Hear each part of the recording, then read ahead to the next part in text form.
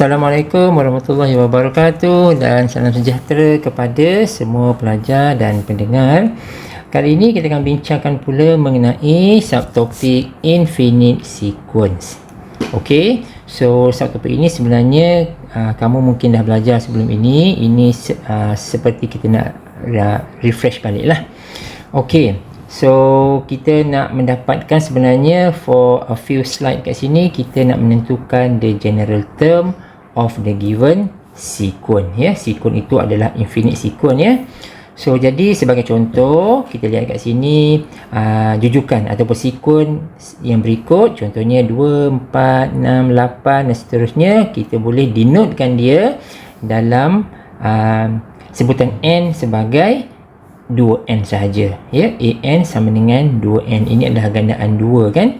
So ada banyak contoh lah sebenarnya. Yang penting adalah if we are given the sequence, kita able untuk menentukan sebutan ke n dia, which is dalam contoh ini adalah 2n. Okey, sebab apa dia penting? Sebab dia ada hubung kait dengan limit nanti. Limit. So ini adalah satu contoh. Dan ada contoh lain dekat sini. Ada 1, 2, 3, 4, 5, 6. Saya tunjukkan 1 dan 2 sahaja. 3 sampai 6 kamu cuba bincang dan dapatkan jawapannya. Kita akan bincang kemudian. Boleh? So contohnya yang nombor 1, kita ada 1 per 2, 2 per 3, 3 per 4, 4 per 5. Jadi by looking at the sequence, kita kena hati-hati menentukan what is the an, sebutan ke n dia. Boleh? So dalam bentuk curly bracket ini dalam bentuk curly bracket ini dia merujuk kepada sequence Yang ini dia merujuk kepada sequence. Jadi by looking at the numbers yang bergerak dekat sini, kita dapati the n term gonna be n over n plus 1. N sentiasa start dengan 1 sehingga infinity.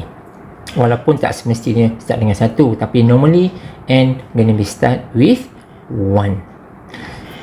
Kalau kita perhatikan nombor 2 pula, contoh nombor 2 ini sama dengan nombor 1, tetapi dia ada tandaan positif negatif dekat luar ini. Nampak tak? Ini positif, ini negatif. Ini positif, ini negatif. Okey? So jadi kalau dia ada positif negatif dan nombor dia sama, bermaksud dia berkongsi the n term yang sama, sebutan n yang sama. Ni semua sama ni, tetapi ada satu tambahan dekat luar ini yang kontrol minus 1 tersebut. Yang ini. Jadi hati-hati dekat sini, ini perlu ditambah. So mungkin ada di antara kamu yang boleh menulis selain daripada n plus 1. Okey, tengok kalau n ni 1, contoh n ni 1, maka negatif 1, saya besarkan sikit. Macam ni. Kalau 1 tambah 1, dia 2 kan? Negatif 1 kuasa 2, dia akan jadi positif 1. So, dia positif lah. For the first term lah. Kalau n ni 2, maksud dia 2 tambah 1, 3. So, negatif 1 kuasa 3 dapat negatif 1. Kita dapat negatif. Nampak? Yang ini akan kontrol dia punya negatif positif dia. Ataupun kalau kamu nak buat macam ni pun boleh. Ini pun boleh. Kalau kita buat yang macam ni. Kita ada yang sebelah kanan ni sama Ini mungkin juga boleh ditulis macam ni. Selain daripada n plus 1, juga boleh buat n minus 1. Okey? Itu pun boleh juga. Contoh-contoh, kalau n sama dengan 1, so 1 tolak 1, kosong. Okey, negatif 1 kuasa kosong. Apa-apa yang kuasa kosong, dia mesti 1 kan? So, positif 1. So, jadi kita dapat positif lah kat sini. Boleh? So, kalau n ini 2, 2 tolak 1, 1. Negatif 1 kuasa 1, negatif 1. Dah dapat negatif. Nampak? So macam mana dia kontrolkan benda ni. So benda ni kita akan bincang dengan lebih lanjut sebenarnya. Tetapi bukan dalam sequence, tetapi dalam series. Nanti kita akan belajar apa yang dimaksudkan dengan alternating series. Okay? So kamu boleh cuba the rest of the example. 3 sampai 6. Boleh? Okay, we go to the next slide. Ini adalah beberapa info yang biasa sahaja ya. Sequence, notation dia. Please have a look this one. Ya, ini tak ada apa-apa masalah kat sini ya. Lepas tu, ini adalah kita diberi sequence dengan dia punya jujukan dia sendiri. Kita diberi formula dia, the end term. Lepas tu kita boleh expandkan dia. Dia either one lah. So soalan dia boleh bermacam-macam. Mungkin dia bagi yang ini. Okey lah. We are hoping that the question is given us the end term. So that kalau nak cari limit ke apa ke, it gonna be easy. Tetapi kadang-kadang soalan dia bagi yang ini. Dia bagi kembangan ini. Maka kalau kita diberi kembangan ini, kita kena pandai-pandai how to identify, how to determine the end term of the sequence. Clear? Boleh? So kita ambil contoh, kita belajar di sini. Macam mana ini vice versa ya. So kita dapat yang ini. Okey. So saya lepaskan kepada kamu untuk perkara ini. Kita pergi kepada yang seterusnya. Ini contoh ya. Ini contoh tadilah. So now nampak tak? Dia tak bagi pun the end term, whereas kita perlukan ini. So dia suruh kita cari. So dekat sini kita kena hati-hati macam mana kita nak dapatkan dia. Dan bila kita tengok jujukan ini, setiap sebutan ini, nampak tak dia fluctuate, sekejap ada positif, sekejap ada negatif, sekejap ada positif, sekejap ada negatif. Nampak? Dia akan berterusan. Oleh sebab itu akan ada satu controller dekat sini. Ini akan kawal positif negatif tu. Yang ini kamu kena carilah. Ini kena hati-hati mendapatkannya. Dah saya bagi jawapannya untuk sequence ini, the end term kena be n plus 2 over 5 power of n. Boleh? N besar sama dengan 1 lah. Tetapi jangan lupa dekat luar ni, dia ada negatif 1 kuasa n plus 1 ataupun n minus 1. Boleh? So hati-hati kat situ ya. Okey.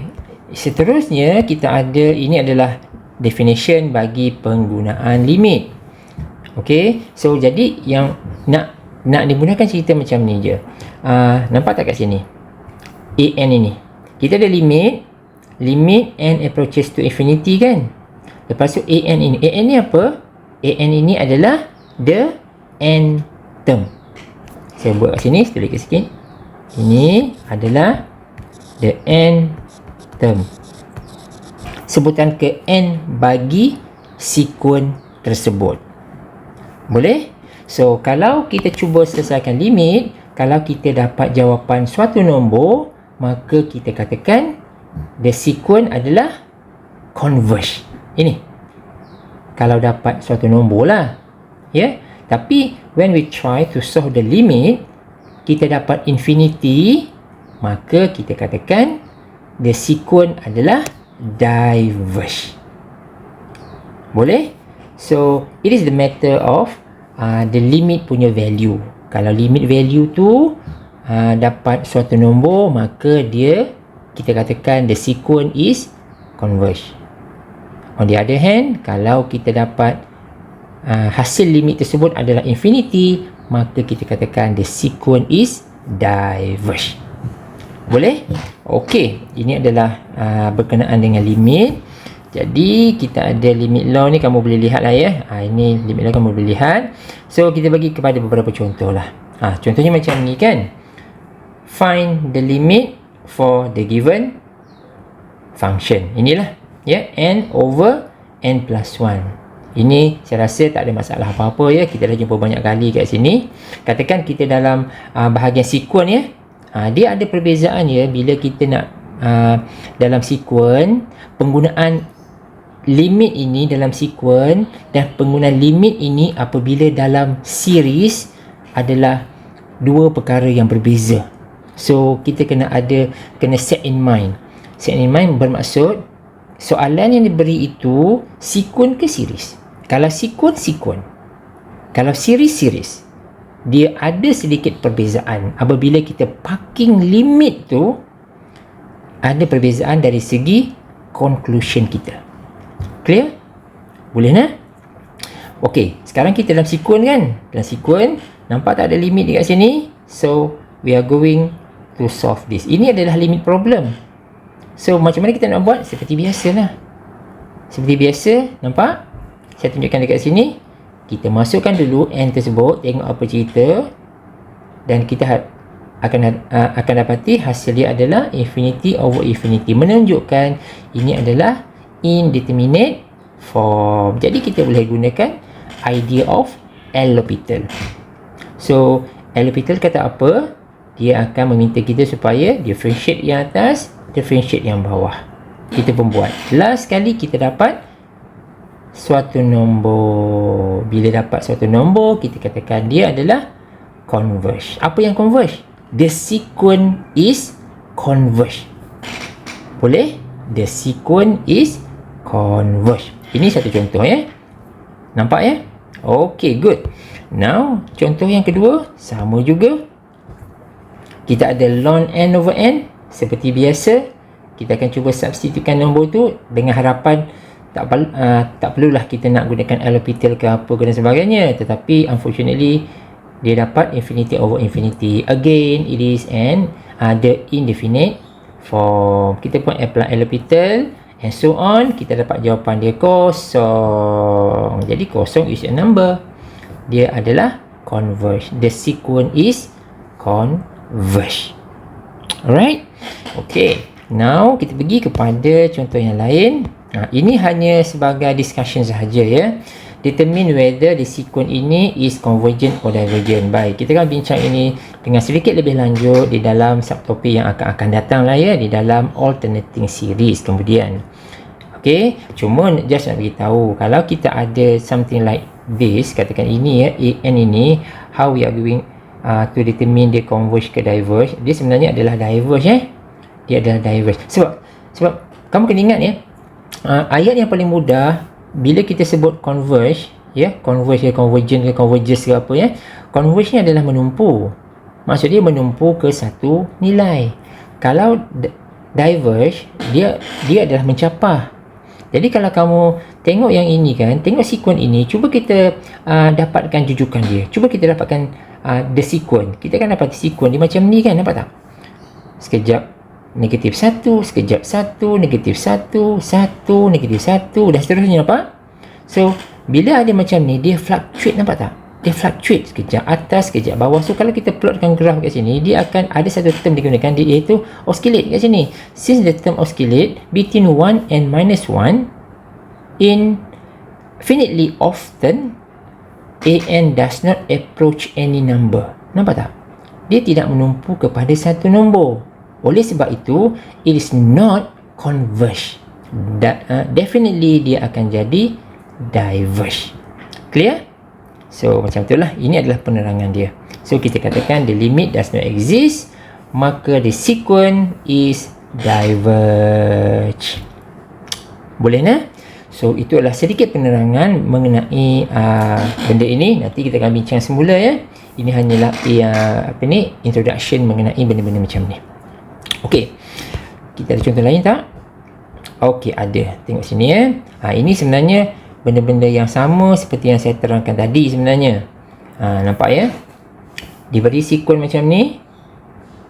Lepas tu kita carikan limit dia. Kita nak menentukan ya, nak menentukan sequence tu diverge ataupun converge ataupun diverge. Kita kena set limit ya. Kena set limit. Lepas tu kita cari. Tak kisahlah kamu nak guna apa sekalipun. So dekat sini yang paling mudah adalah by applying the L'Hopital rule. Jadi kita dapat 1/2. Maka kita katakan the sequence is converge to 1/2. So macam tu saja. Ya, kita akan setting the limit, set up the limit. Ada contoh lain?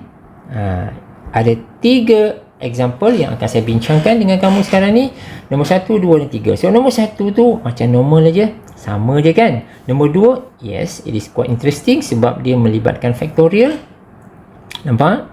Lepas tu 3 ni sebenarnya okey je sebenarnya. Cuma dia melibatkan ln ya, ln. So jawapan adalah kat sini, converge, converge, converge. Bila kita sebut converge, tentulah ada nilai dia kan, 1/3, 0 dan 1. So saya akan tunjukkan how we are going to get these answers. Okey, kita start dengan nombor 1. Nombor 1, ini dia. Senang sahaja nombor 1 ini. Kamu lihat. So kita set up limit. kita dapat infinity over infinity. Kita akan gunakan L'Hopital, betul? Dan kita dapat jawapan 1/3. Maka definitely dia adalah converge. The sequence is converge. Ini tak ada masalah. Nombor 1. Nombor 2, bila kita ada factorial. Ingat semula apa tu factorial? Okey, saya terangkan sikit dekat sini ya. Factorial, kalau kita sebut factorial, apa idea factorial? Factorial, kalau kita ada, let's say ada 5 factorial, kita boleh buat macam mana? 5 darab 4 darab 3 darab 2 darab 1. Nampak? Nampak kan? So, apa yang kita observe sekarang ni, kalau 5 factorial, dia start dengan 5, lepas tu 4 ni apa? 5 tolak 1, betul? Lepas tu 3 ni adalah 5 tolak 2, 5 tolak 3. Nampak? 5 tolak 4 dan 5 tolak 5 kosong lah kan. So jadi yang tu tak adalah. So jadi dia akan sentiasa tolak 1, tolak 1, tolak 1. Nampak? So kalau kita buat macam ni, kalau kita ada, let's say kita ada n tolak 10 factorial, contoh macam ni, katakan n tambah 10 lah factorial macam ni, maka kita boleh tulis macam mana? N tambah 10, betul? Lepas tu the next adalah apa? N tambah 9 kan? So, kita jadi N tambah 9. Lepas tu seterusnya, kita tahulah N tambah 8. Dan seterusnya lah. Ataupun kita nak matikan dekat sini pun boleh juga. So macam tu. So itulah idea factorial. Dia sentiasa tolak 1, tolak 1, tolak 1, tolak 1. Boleh nak? So ini nak ingatkan semula lah. Now, back to question number 2. Nampak dekat sini? Kamu dah nampak dah pun kat sini. So jadi kita ada, ini adalah fungsi nisbah kan? Ada atas ada bawah kan? So jadi idea dia, kalau kita ada factorial macam ni, of course kita akan tolak 1, tolak 1, tolak 1. Tapi jangan buat dua-dua. Kita kena gerakkan salah satu sahaja. Nampak? Kita akan gerakkan salah satu sahaja. So jadi by looking at this question, lebih mudah saya gerakkan yang denominator ni. So sekarang ni kalau kita ada apa ni? Mana dia? Ini 2n tambah 1. Kenapa jadi macam ni? Sekejap.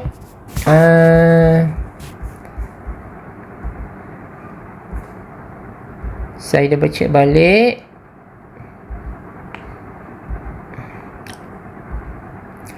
Infinite sequence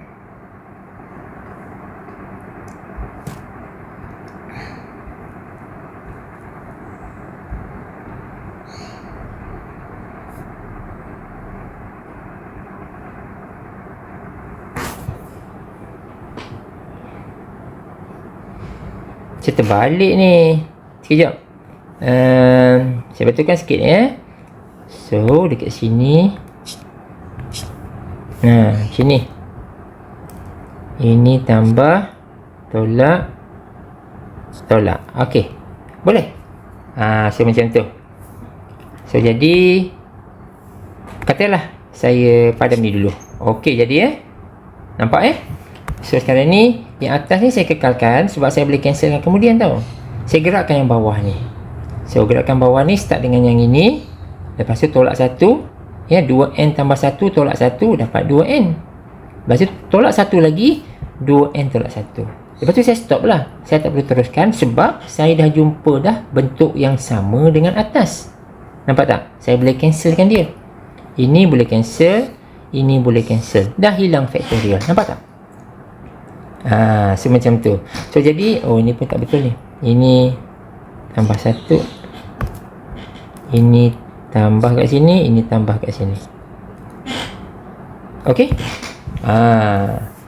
So bila kita dah berjaya cancelkan factorial, dah hilangkan factorial, dan itulah tujuan kita sebenarnya, nak cancelkan factorial. Kita kena expandkan dia menggunakan factorial punya idea macam tu. So jadi kita dah dapat bentuk ini. Boleh? So boleh dapat bentuk ini, kita pun masuklah limit tu, tengok apa cerita. Kita dapat jawapan tak? Kalau tak dapat jawapan, then kita kena fikirkan lah macam mana kita nak buat. So when we try to substitute the limit value n ini, n sama dengan infinity, kita dapat 1 per infinity. Okey, kita dapat kosong, tak ada issue. Alright, dan kita dapat jawapannya adalah kosong, bermaksud the sequence is converge. Okey guys, so itu adalah cara penyelesaian bagi nombor 2. Baik, nombor 3 pula yang melibatkan ln tu, ini dia cara dia. Ini dia. Ln ini seperti biasa, kita akan cuba substitute the limit value, tapi kita dapat infinity over infinity. So we are going to apply the L'Hopital. L'Hopital said yang numerator ini kena differentiate. Ln n differentiate, kita dapat 1 over n. Ok, lepas tu yang bawah pun denominator kena differentiate juga. Ln 2n. So ini kalau tak silap saya pernah bincangkan dekat sini, how to differentiate the ln 2n. Ada 2 cara kan, terpulang kepada kamu nak guna cara yang mana satu. So jadi in short, kita dapat ini, simplifykan everything, kita dapat sama 1 over n over 1 over n. Sama, kita boleh cancelkan, ya, cancelkan, kita dapat 1 je lah. 1. Jadi bila dapat ini, maka kita dapat 1 je lah, sebab n kita tak boleh nak masukkan apa-apa nilai ni kan, sebab dia tak ada variable n dekat sini. Jadi kita kekalkan jawapan dia sebagai 1. Jadi kita katakan the sequence is converge. Boleh nah? So itu adalah 3 penyelesaian yang saya terangkan kepada kamu untuk memberikan lebih penjelasan mengenai the infinite sequence. Dan bila kita sebut infinite sequence ini, definitely dia akan trigger penggunaan limit. Kerana letak limit dekat sini untuk menentukan apa? Untuk menentukan dia converge ataupun diverge. Ok? So dekat sini kamu boleh cuba. Ada beberapa exercise yang saya letak dekat sini. So ada banyak kat sini ya yang kamu boleh cuba. Nanti kita akan bincang kemudian. Ok guys, so saya stop sampai sini dulu untuk video kali ini. Kita sambung dalam video yang akan datang. Thanks for watching. See you in the next video.